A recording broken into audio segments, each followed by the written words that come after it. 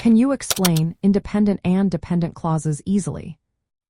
Imagine you're building a sentence like stacking blocks. Some blocks can stand alone, while others need support to stay upright.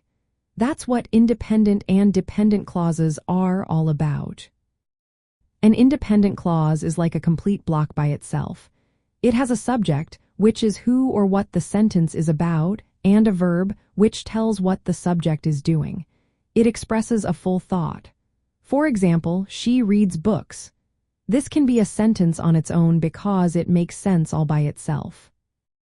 A dependent clause is like a block that needs a partner. It also has a subject and a verb, but it doesn't give a complete idea. It leaves you asking, what about? Or why? For example, because she reads books. This makes you wonder, what happens because she reads books? It needs to connect to an independent clause to make sense. Dependent clauses often start with words called subordinating conjunctions. These words include because, although, if, when, or who, which, that. They show that the clause depends on more information. For example, although she reads books is dependent because it starts with although and doesn't tell you the full story.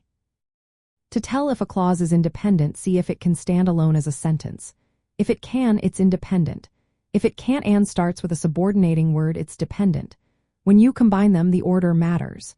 If the dependent clause comes first, you usually need a comma. For example, because she reads books, she is well informed. If the independent clause comes first, no comma is needed. Like, she is well informed because she reads books. Knowing how to spot and use these clauses helps you write longer, clearer sentences. It makes your essays and stories more interesting and easier to understand.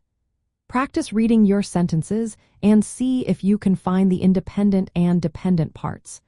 Try combining them in different ways to improve your writing skills. Remember, an independent clause is a complete sentence on its own. A dependent clause is incomplete and needs an independent clause to make sense.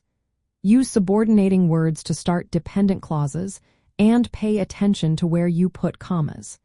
This way, you'll get better at understanding and creating complex sentences that make your writing stand out.